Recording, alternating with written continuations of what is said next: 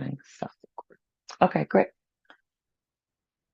Hello, everyone out there. Hello, doing the most. And welcome to the cards and channeling meetup for June, which is also partially the monthly read. So, welcome to those who are at the beginning, for you will receive the monthly read, and for my doing the most Patreon subscribers, you will receive your individual card pulls after we do the monthly read, and that will include the key card at the end of the monthly read. So only one deck came forward today, and that is the Mary Magdalene Oracle. I was just making sure I wasn't not muted. Says the Mary Magdalene Oracle is about a vision of radical love that formed long before Christianity became a formal religion, long before Mary's gospel was excluded from the Bible, destroyed and buried. It's a vision of a beloved community that risked their lives to recognize each other's equals, innately worthy of love, no matter their status within the Roman Empire. And it's about a vision that Christ gave Mary to give to us then and now, to see less with the ego and more with the eye of the heart. In this stunning oracle, Harvard-trained feminist theologian Meggan Watterson leads us through Mary's lost teachings to integrate the profound love from Mary's gospel into a daily spiritual practice. So that's the nature of the Mary Magdalene Oracle. And because all the cards are coming from the Mary Magdalene Oracle, I'm kind of just going to get to it and shuffle.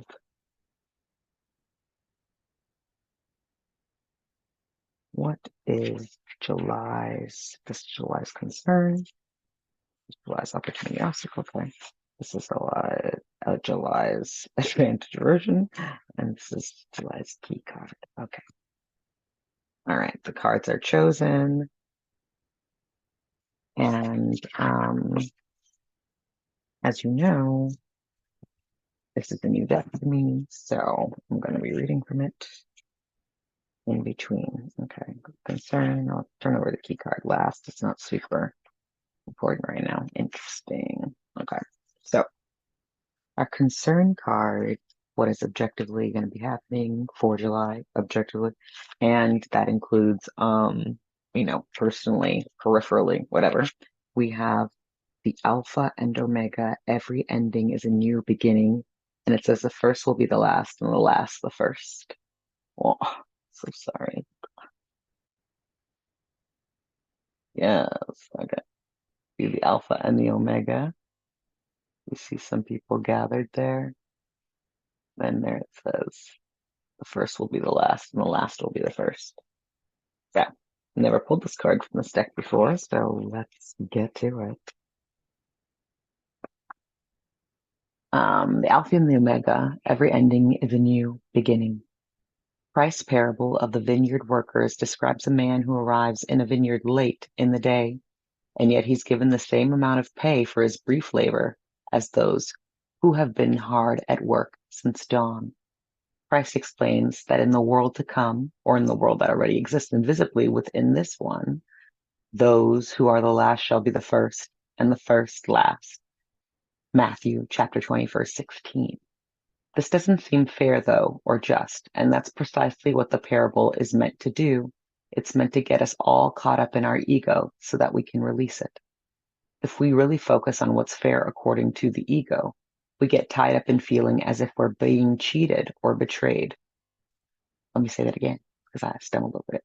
If we really focus on what's fair according to the ego, we get tied up in feeling as if we're being cheated or betrayed.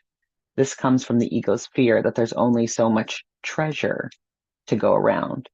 We think this laborer who only just showed up at this work was almost, as the work was almost over. We think this laborer who only just showed up as the work was almost over will take from what we would have received. According to the ego, what others get, we miss out on. There isn't a concept of plenty, only lack and scarcity. The ego can't conceive of an unconditional love that isn't concerned with what's fair when it comes to who can receive it. The treasure is for everyone who shows up, whether we've only just started the work now or we've been laboring in the name of love for our entire lives. Love is here for all of us equally. Love operates on a system that's limitless, and this feels entirely unfair to the ego. And when we realize this, that the last shall be the first and the first last, the ego is released, and what had felt like a painful betrayal or an unjust situation expands into something new. We can revel in the unreasonable abundance of love. Yes, we can. We can revel in the unreasonable abundance of love. The alpha is the first letter in the Greek alphabet, and the omega is the last.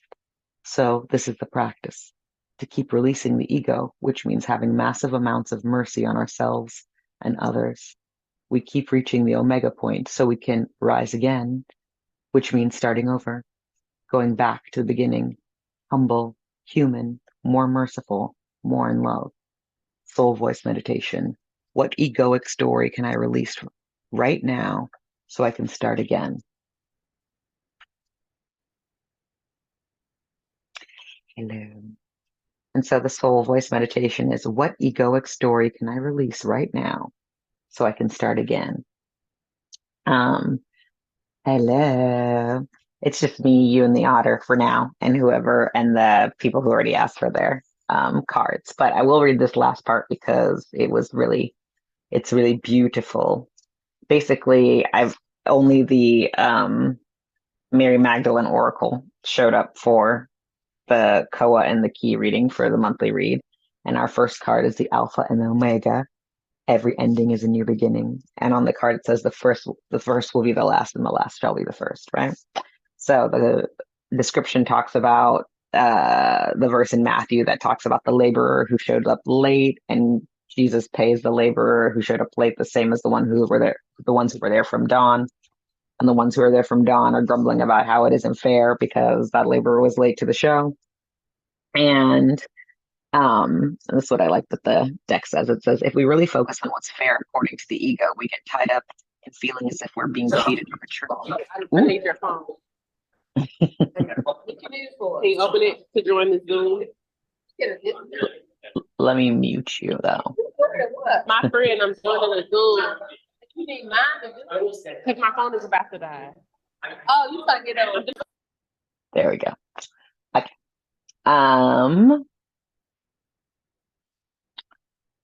Says, if we really focus on what's fair according to the ego,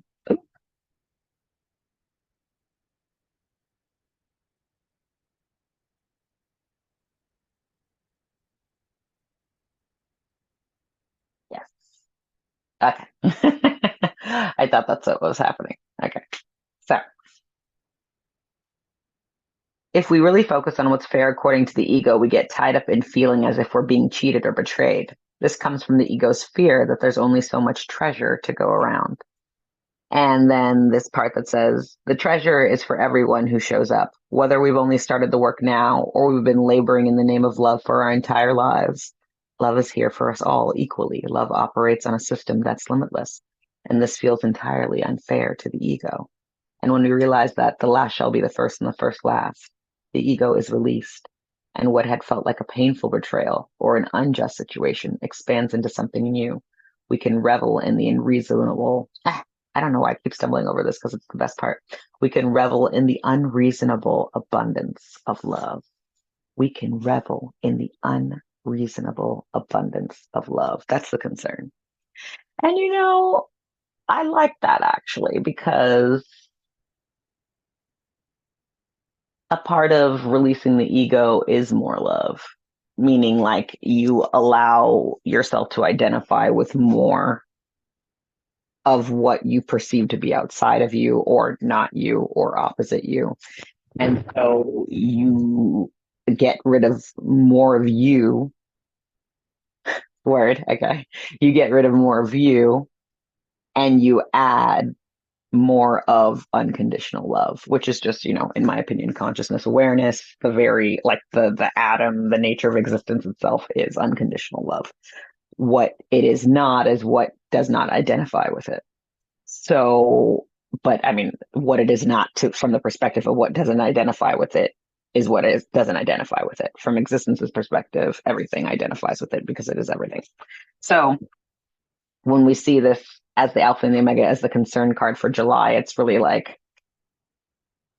can you make room for more love, less you and more love, which doesn't mean less presence or less being. It means less strict identification and delineation of narrative and identity. It's like, can you allow the story to tell itself is a big part of, can you show up in your life and recognize that wherever you are and whatever's happening has to do with you and is a part of your story? Or do you other those things because they're not what you prefer to be a part of your story and therefore sort of negate existence's part of the narrative, and then therefore over identify with yourself, even though yourself is existence. As if there isn't enough to go around is the real part, right? Like as if there isn't enough existence, as if there isn't enough love to be supported and supportive of all. So what egoic story can I release right now so I can start again is the concern. And then our opportunity obstacle, how are we treating the concern like a stepping stone or a roadblock, is the fourth power. I've never seen this card before. Fourth power says, I am beloved. And that's a synchronicity because the advantage aversion card is beloved. Okay. So the fourth power. First, I'm going to read the fourth power. There are 7 powers in the Gospel of Mary. And the powers are as follows. The first power is darkness. The second power is clinging. The third power is ignorance. The fourth power is excess. The fifth power is forgetting. The sixth power is the body. And the seventh power is rage. So the fourth power, I am beloved, says, the mystic William Blake believed that roads of excess lead to places of wisdom. Why? Because when we allow ourselves to get thrown out of balance with an excessive amount of anything, too much work, food, sex, or alcohol, we also have the opportunity to encounter that aspect within us that calls us to come back from the extremes so that we can rest again in the stability of what lets us thrive. The fourth power in the Gospel of Mary is described as the craving for death.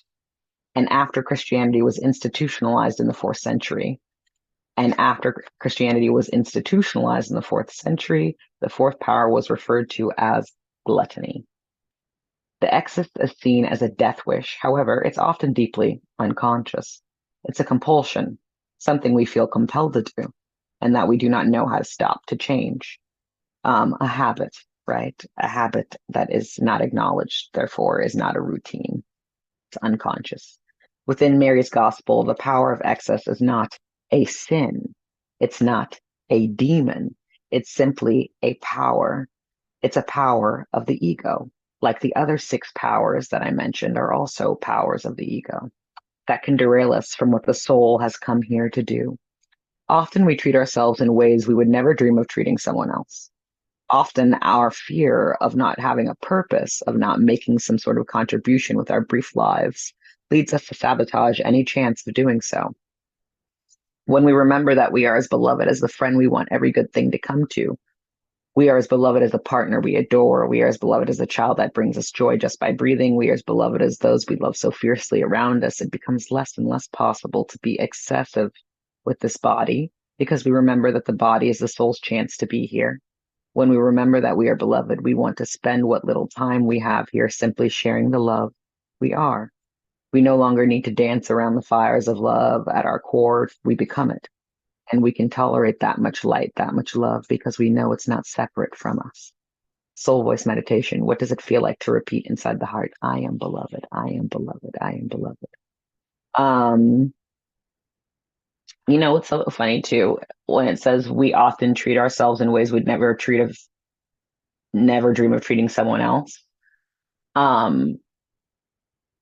I think that the way that that's really useful in our sort of modern um, sort of horror genre world is you imagine the self as the one who would be there with you doing the thing, right? So even when you think about like murderer, rapist, serial abuser, whatever. Not from the position like when it says often we treat ourselves in ways we would never dream of treating somebody else. It's like imagining the someone who would be there with you doing that thing to you, right? So the reason you wouldn't put yourself in that situation is because you wouldn't want someone being there doing that to you, right? And it's a sort of inverted quality where it's like, I am the other, and therefore the other is me, right? Which would mean that this isn't a sin, it's an aspect of my consciousness awareness. This isn't gluttony, it's my conditioning to be excessive in this regard. This isn't my, lack, it's my former misunderstanding, that kind of willingness to consider the other stops you from being in situations where you construct othering by taking somebody out of what they would otherwise be doing for themselves. And you wouldn't be in that situation with them because you wouldn't want somebody in that situation with you. And namely, because you don't want to be in that situation, period. And if you're perpetrating the situation, you're in the situation. So don't treat yourself like that. Because you wouldn't want someone to be in that situation with you if you're an abuser. Think about it. So not only are we being asked to be more loving and less egoistic, we're also being asked to recognize that everything is beloved. And so there's no reason to hoard, right? There's no end, or the love is limitless. There's no need to hoard your idea of that. You can instead just know that you're moving through it and you are it at all times. And therefore there's enough to go around because there's nothing but that. And then our advantage aversion, what about our characters helping or hurting the situation? Is beloved, the card, which has been a little theme coming up recently. And the card says, love heals. Love never ends. Love never ends.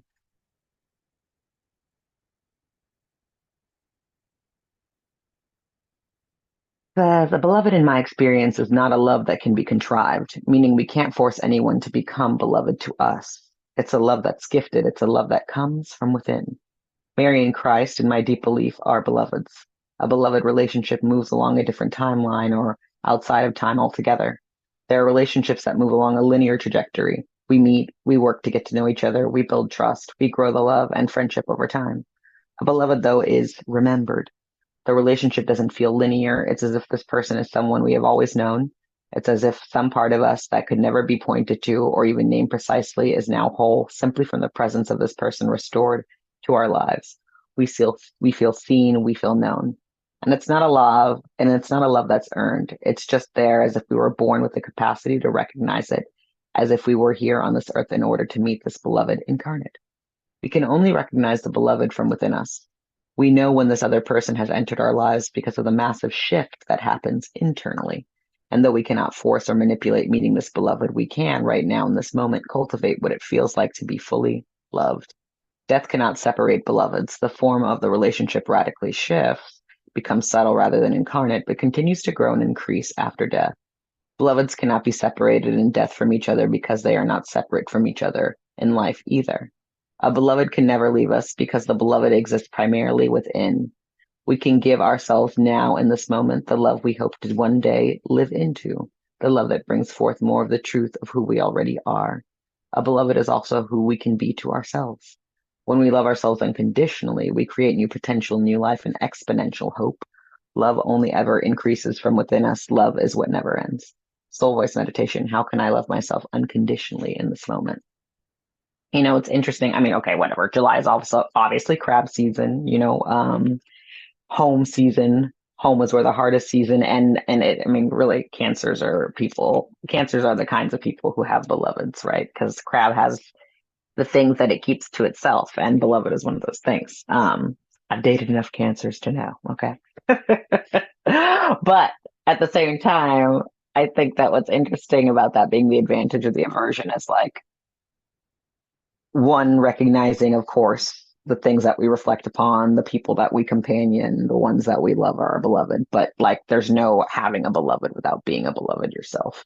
So sometimes I think our focus and our emphasis can be outside of us to our detriment, where we're not recognizing that first and foremost, we're accountable for how we're showing up, for what we're showing up, what we believe, what we think, what we know, and then projecting what is within our ability upon other people because we put our power outside of us, right?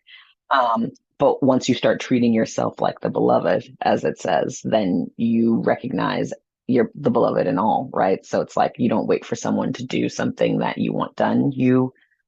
Make whatever you take whatever actions you can take in order to get it done yourself until there's no more actions that you can take, and then you trust existence and there's no resentment there. You're like, I take this as far as I could take it, and now it's up to existence to determine whether it's in alignment for me at this time, and if it, and there's no time also. So I also have to just trust that it will show up if and when it needs to show up, now that I've done everything within my power at this moment to to act in the way that I prefer to be, reciprocated to. Now, bi-monthly readers, that is the reading. I mean, altogether, I just think that there's a lot of emphasis in July on like being hella compassionate and also doing the things and being with the things, with the version of yourself, with the people, with the places, with the things, the activities, to the best of your ability that you actually feel you can be loved in, and that you can be beloved in, and that you can not other in. It's very important that you are willing to consider the people around you as a necessary part of the experience of your beingness. And that doesn't just include the people whose names you know, it means everybody in the environment, everything in the environment, including the environment itself. So, bi-monthly readers, or sorry, yes, bi-monthly readers, key card comes up later.